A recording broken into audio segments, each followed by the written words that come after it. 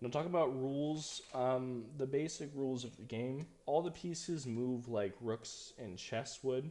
So as you can see, they can move up, down, left, right, as many spaces as they want.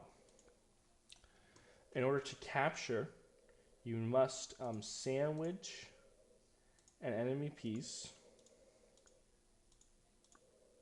between two of your own pieces. So that would look something like this. That piece gets captured. And it can also be done vertically as well. So, for example, this is a capture as well. The only exception to the capture rule is the king, which in Copenhagen Hnefatafl, which is what we're going to be discussing today, has to be surrounded on all four sides to be captured. Okay, so the next rule I want to discuss is now we've got movement and we've got capture down, is about these corner squares. So these corner squares, as well as this center square, you might notice they're a bit different colored on my board. That is because these corner squares are hostile to either piece. So for example, this acts as a white piece in this case scenario, and I'm able to capture that piece. The same is true for the white pieces.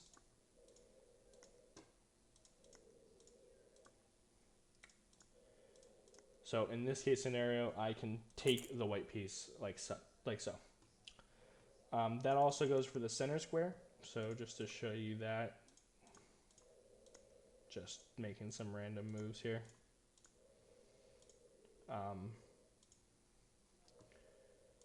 go here, and then here, and then here.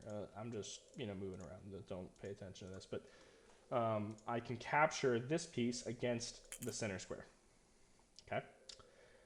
The other rule about the center square is that the king is the only piece on the board that can land on the center square. So you might notice when I clicked here, the center square was not an option. I cannot go to the center square. But I can if I am the king. And the king can enter the center square. So that's the rules about capturing and the hostile four corner squares.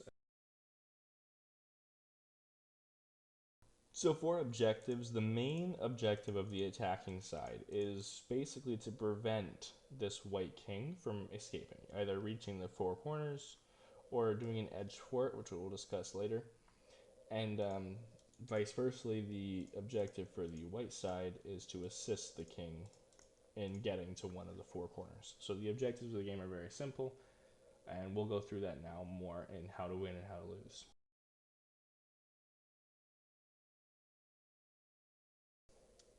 Now let's talk about wins and losses. So as we discussed in objectives, I can show you here, the basic ways to win for either side is for the white side, the king escaping to the corner, and you'll notice it says, the white side has won.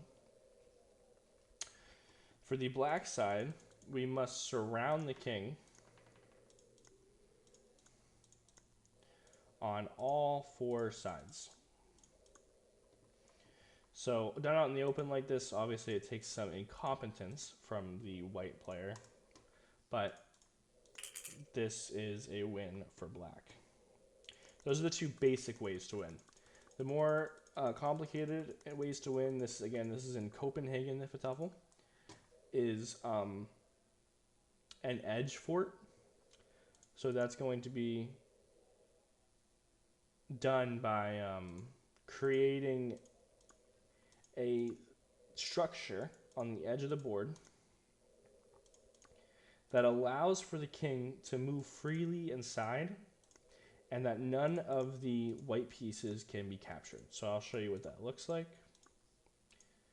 So we're going to go here. Okay, that's our first move. Let's just make some random moves for black. This is an edge fort. Okay, our only objective now is to get the king inside here. So if black just lets us do that, and that is a win for white. None of these pieces are capable of being captured, right? Because no matter where I go, I'll never be able to get on both sides of these pieces. So that's an edge fort. That's one of the more complicated ways for white to win in Copenhagen. The other more complicated way for the black pieces to win is, I like to call it encirclement. So that looks like this. That is when the king and his forces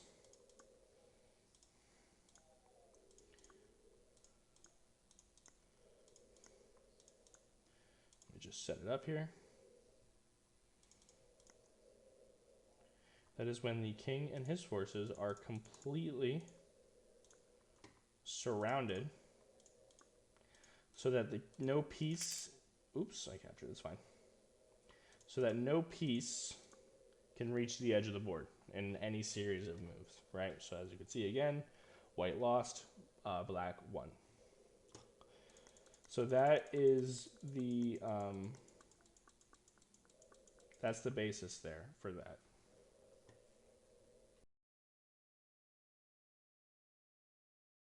One example in Copenhagen Hnefatafl of a special capture.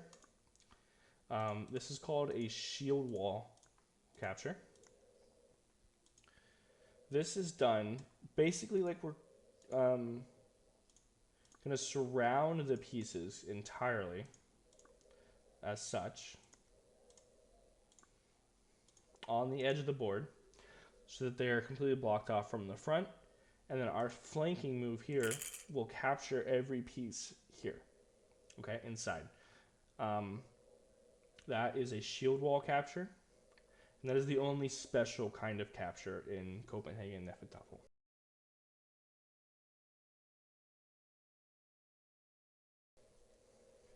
So in terms of strategy, black wants to be as restrictive as possible while also maintaining safe corners, right? So one of the most common opening moves is something like this. Obviously there's, 1, 2, 3, 4, 5, 6, 7, 8 that are exactly identical to this move. So you can play anyone as such, something like this. This is a very popular opening move, or even going to here. So the basic idea of this is to try and seal off the corners, right? So let's say white makes a move. This could be your next move, right? We're kind of starting that encirclement process. Obviously, white's not going to just let us do it as they, when I showed you the encirclement. But they're going to put up a fight. But it is important that we are constantly closing in on the king. Anytime you have an opportunity to close in on the king, we want to be doing that, right? So we'll go here, and this is just kind of moving around. So as you can see here, this king can't really go anywhere. We're blocking off this exit. We're now completely blocking off this exit, and we'll get more into structures and patterns later on in the next segment. But this king is starting to become, encased. And this is where a lot of newer players will make the mistake of just moving their king around, right? You have other pieces for a reason. The pieces are extremely important in aiding your king to his escape. You can't just run your king around.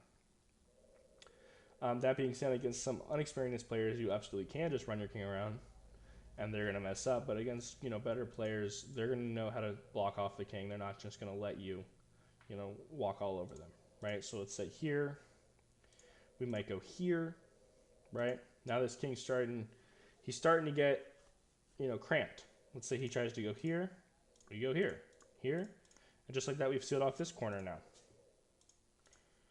Right? This king is starting to run out of moves. So it's about this encirclement process, especially when the player just tries to run their king around. For the white side, just as black is trying to restrict white's movement, white is trying to restrict black's movement. So let's say they start with this, right? A fine opening move, even though it looks like it just gives up a piece, is this. Because what have we done now? We're clearing up space, right?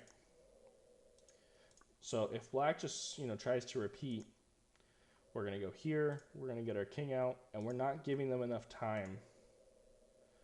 It's okay to get your king out early. I would recommend getting your king out early. It's not like it's going to get captured. But don't just move it around now. You want to create paths for your king, and then we're going to start using our other pieces to create those channels. So, like for example, this is a really good move here. You might say, why? What does that do? Well, it's disconnecting this piece from now being able to come down here, right? So theoretically speaking, had our king been here, we could come down here and there wouldn't be this move, J1, to stop our king from exiting, right? So let's say black sees this and he plays here. This is another common idea, is to make your piece part of the wall, right? If they want to spend time to capture it, that's fine. But we can always move our piece, right? And get it out of the way for our king. So strategies for black are going to include kind of like think of a boa constrictor. We're coming around the king and we're trying to restrict it as much as possible. And the white ideas include kind of the opposite. We're expanding while restricting black's movement. So that is the basic strategy for both sides.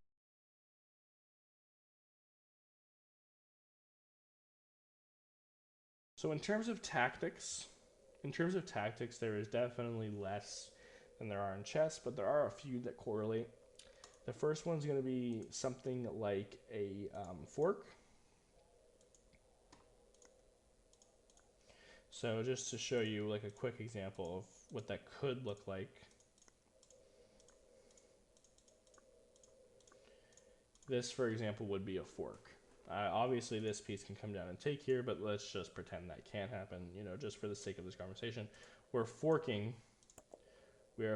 this piece and this piece, because this piece can come here and this piece can come here.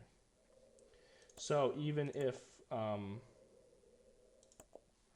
black or white stops one of these, we can always take the other one. So that's the fork.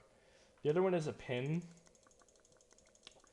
A pin similar to where in chess a piece can move.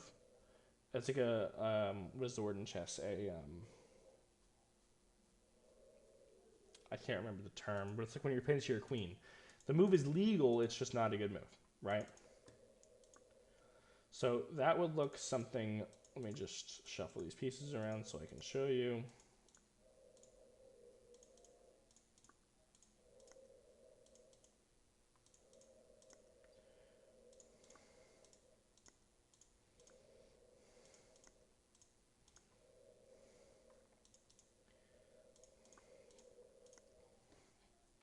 So right now this piece becomes pinned, right? Because if this piece ever moves to do anything else, right, then this piece is going to come in and capture the king. So that's the pin and the fork. More common than tactics, though, in Hnefatafl are definitely structures. So structures usually comprise of pieces that are unable to be captured, and therefore can kind of create a solid structure in your game. The first one, which we kind of had a look at already, is the diagonal connection. So this could be across the entire board, right? As long as there's no pieces behind the diagonal connectors, these cannot be taken. No matter what white does, these cannot be taken, right? The other structure that we're going to talk about is a tower. A tower is made when any side puts 4 pieces back to back, like this. This is a tower. These pieces become uncapturable, as you can never sandwich these pieces, right? No matter what you do, you cannot get on either side of these pieces. You can use that in, like, let's say there's a diagonal connection. You have one of your pieces forming one of the, infiltrating in the connection. You can create a tower around that piece just to secure it so that you always have that escape route for your king. The next structure is more so for attackers, sorry. It's doubling up on the corners like this, and these pieces become uncapturable, and the corner also becomes inaccessible. So, right, so nothing that white could do could capture one of these pieces. It's just not possible.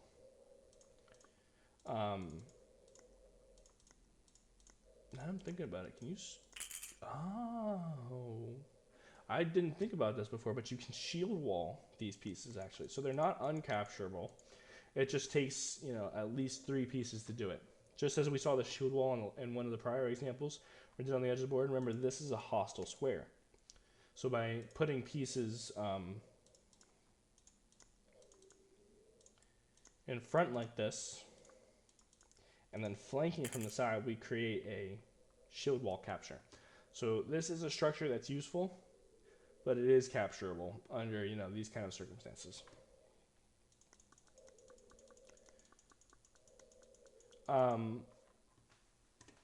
The last example that I have for structures is a fort. This is only for the white side, but this is basically when you have a structure in which your king can move freely inside, and that none of the pieces are capturable. So for example, this piece, excuse me, this piece, these pieces are not capturable, right? Because you can never get on the inside, and therefore we have constructed a fort for our king. And this can be used in some drawing circumstances and stuff like that. So yeah, that's it for structures and tactics. Yeah, so let's get on to the next section.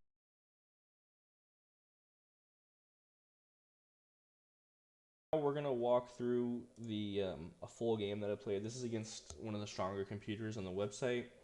I'm playing black in this game, so I'm just gonna walk you through the ideas and everything as we go through the game. It is a long game, so we'll stop at crucial points. But as you can see, just from the start, we're trying to encase trades happening.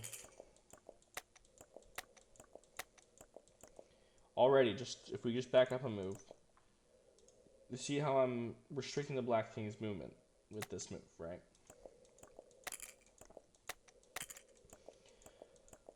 So I start sealing some corners off.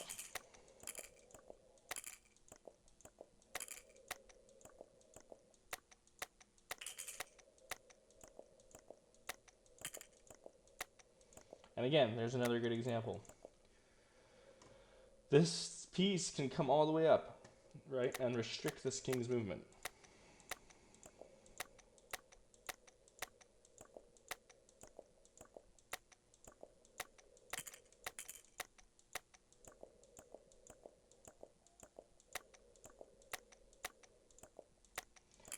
So again, we're capturing pieces, but we're also forcing the king around.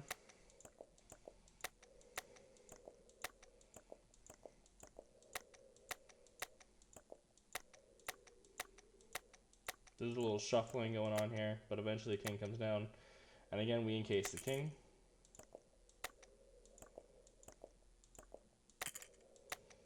This is the last few moves of the game.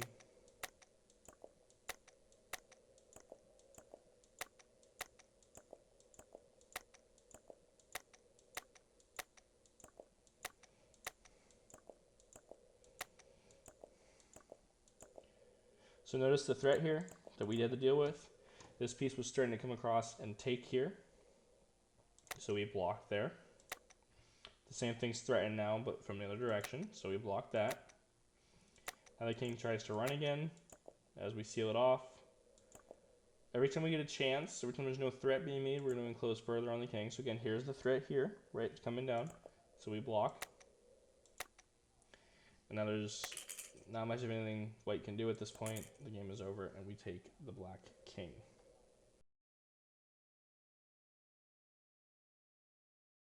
That all being said, I appreciate everyone who clicked on this video. Thank you for your support. I hope you learned something. Until the next one, thanks guys. Bye.